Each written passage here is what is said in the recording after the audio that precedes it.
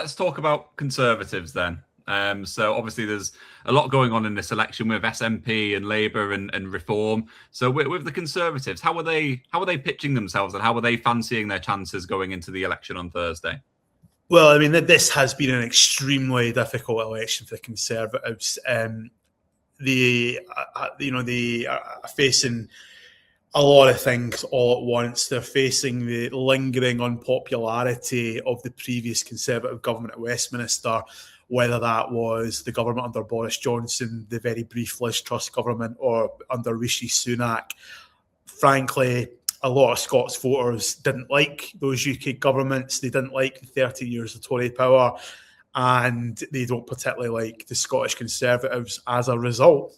If that wasn't enough for them to deal with, they're also having to deal with this new centre-right party, Reform, who have hoovered up many traditional Conservative voters. They've hoovered up many traditional Scottish Conservative politicians. There's been umpteen Scottish Conservatives at council level have defected to Reform across the country, particularly in the northeast, up in Aberdeenshire, which is a sort of Scottish Conservative heartland. Even in Glasgow, they've lost like Thomas Kerr, one of the best known Reform figures. He was, until recently, a Scottish Conservatives councillor. Malcolm Offord, the Reform leader, he was a Scottish Conservatives peer. So Russell Findlay, who is the Scottish Conservatives leader, he's had his work cut out. Their campaign is coming down to kind of brass tacks, I would say, like the basic things the Scottish Conservatives like talking about, one of which is independence. They say, look, the SNP could win a majority. John Swinney's threatening another referendum. Vote Conservative. We are the party that's strong in the union. Whether that's cutting through, I don't know. The Scottish Conservatives have tried to paint Reform as weak on the union, because Reform are playing quite a clever game where, they wrap themselves in the Union Jack and, they're very pro-Britain. But at the same time, when they talk about a referendum and independence, they do use milder language. And I think that is because Reform thinks they can attract the disaffected SNP voters in a way that the Conservatives, they couldn't. So the Conservatives say, we are the party of the union. We are the anti-independence party, and only we can be trusted. If that's what motivates you, you should be voting Conservatives. They're also, the Tories traditionally, they're very pro-business. They, like Reform, are arguing that Scots pay too much tax. But I would say they've struggled to get their message heard. When it comes to centre-right arguments being made in this election, Reform have been making the running.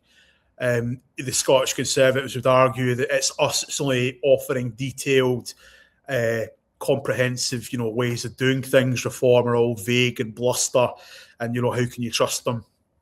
But I think they are struggling in this election. The Conservatives, they are going to lose MSPs. That's not questioned. It's the scale of the defeat that's facing them. I think it could be significant. To extend my gratitude to each and every one of you, all of the candidates, all of our MSPs who've been out there fighting for the union. I cannot tell you just how inspirational I find you. When I see you standing up there, fighting for the union, fighting for Scotland, you are the only opposition to the left-wing separatist stranglehold that has had this country.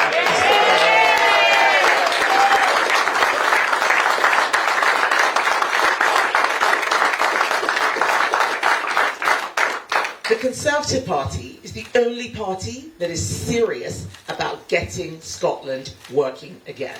And that is why it is so critical that everyone votes peach ballot for Conservatives.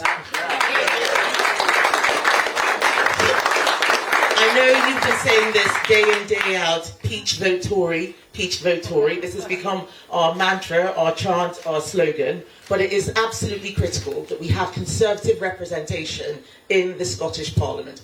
No one else is fighting for lower taxes. No one else is fighting to get people into work and off welfare. welfare is drowning Scotland. The rider is getting heavier than the horse. Fewer and fewer people are having to work harder and harder. We need to make sure that our welfare system looks after those who are most vulnerable, but it cannot become a lifestyle choice. And it is vital that we make sure we use British energy.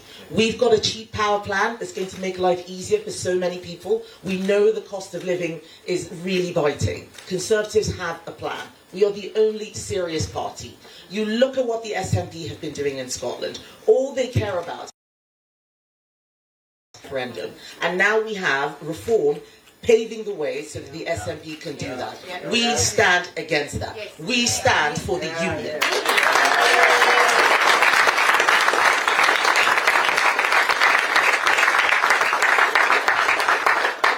The Conservative Party is the Conservative and Unionist Party.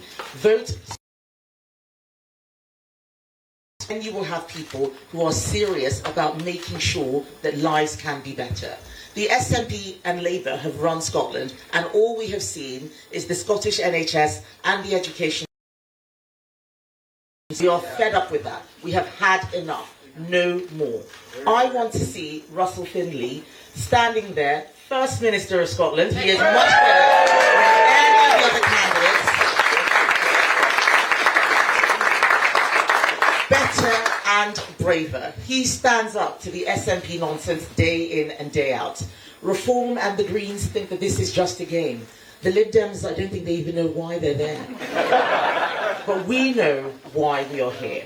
We know that we have to fight for a better life for Scotland and its people every single day. We have to fight for a better life for everyone in the United Kingdom, and we need to keep our union together. So on May the 7th, I urge you, whether you're a Conservative or not, if you do care about the union, there's only one party. Russell Findlay is a relatively new party leader. He wasn't in charge in 2021. You couldn't blame him for the scale of the Tory defeat at the UK election in 2024. You couldn't blame him for the rise of reform. These were all things that were happening before Russell Findlay took charge. But it's been an exceptionally difficult set of circumstances for them. The reform has been, an absolute disaster for the Conservatives. And, whether it's Kemi Badenoch in London or Russell Findlay in Edinburgh, they're going to have to, I would hesitate to use the word accommodation, because there's a lot of Conservatives who don't want to accommodate reform in any way, but they cannot go on the way they have, where reform just constantly steals might be the wrong word, but pinches election candidates from the Tories, pinches Conservative policies, because they're on a path to oblivion if they allow that to continue.